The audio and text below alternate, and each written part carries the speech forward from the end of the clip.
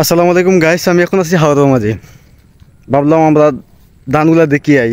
আব্বা অনেক কষ্ট করে জমিগুলা খেত করছেন, সে উদ্দেশ্যে আমার আজকে জমিনে আসা। বললাম দেখি ধানগুলা কেমন আছে। আসলে দেখা জানিস পিছনটা সব খালি সবুজ সবুজ, খুব সুন্দর লাগে।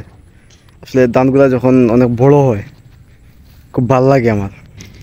আর এরকম সবুজ প্রাকৃতিক দেখতে খুব ভাল লাগে। আসলে যখন সবুজ সব আশপাশ সব যখন সবুজ লাগে তখন খুবই ভালো লাগে। এদিকে সূর্যটা কিন্তু অস্ত চলে গেছে, দেখাই যান না। আমি যেদিকে তাকাই সব দিকে খালি ধান আর ধান। আসলে কৃষকরা খুব কষ্ট করে ধানগুলা উৎপাদন করে। আমরা কিন্তু অনেক আছে এই এসির তুলে বসে বসে সে কিন্তু খায় এবং বড় বড় মাঠে।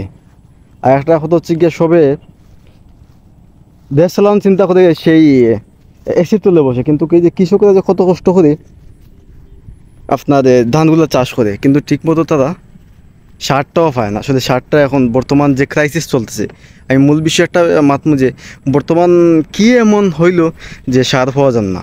এখন বাজারও কিন্তু আপনার যারা ডিলার আছে, বাজার দোকানদার আছে, তারা সার পান না, কিন্তু ধানগুলো কিন্তু নষ্ট হয়ে যায় গিয়ে, কিন্তু কৃষকরা সার দিতে পারেন না। এই হচ্ছে অবস্থা আমাদের দেশের বর্তমান অবস্থা। হোক্কা ধানগুলো আসলে লাল হয়ে গেছে গিয়া, লাল হওয়ার কারণটা হচ্ছে কিন্তু সার দেওয়া হন না। আর বর্তমান বাজারে যে অবস্থা, কিন্তু সার পাওয়া যান না। কিন্তু দেশে এমন কি এমন অবস্থা হইলো যে সার এখন মিলান যান না।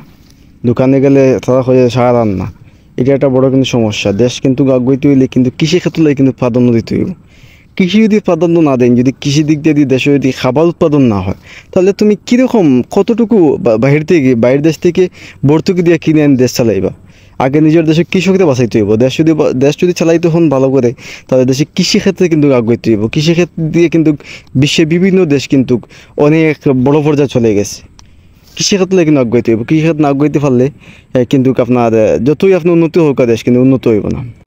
চতুর্দিক যখন সবুজ মনে হয় তখন নিজেকে মনে হয় যে সবুজের মধ্যে হারিয়ে ফেলেছি। আর আসলে খুবই কষ্ট লাগে। জমিনের ধানগুলো কিন্তু লাল হয়ে গেছে গিয়া। লাল হওয়ার কারণটা হচ্ছে কি জমিনের ঠিকমতো সার দেওয়া যান না। আর সার দিবা কিনলে কিন্তু সারগুলো কিনতে পাওয়া যান না। এই হচ্ছে অবস্থা আমাদের দেশের বর্তমান।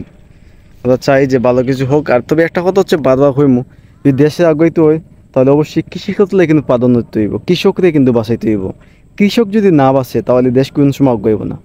আর একটা কথা হচ্ছে যখন আমরা দেশেও যখন কৃষকরা ধান বিক্রি করে, সেই ধানে কিন্তু তারা কিন্তু সঠিক পরিমাণ মতো কিন্তু তারা মূল্য পায় না। না পাওয়ার কারণটা হচ্ছে গিয়া আপনার যারা বড় বড় যারা ডিলার আছে, তারা কিন্তু কিতা করে কিন্তু সেই দেশের যে সিস্টেমটা একটা সিস্টেম করে ফেলে, একটা সিন্ডিকেট তৈরি করে ফেলে।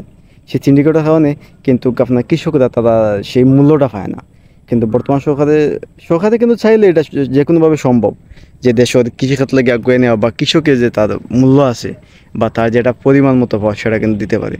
তো সর্বশেষ একটা কথা কইম, দেশলে এগোতে হলে আপনি কৃষিক্ষেত্রে প্রাধান্য দরকার, কৃষিক্ষেত্রে আগুয়ে নেওয়া।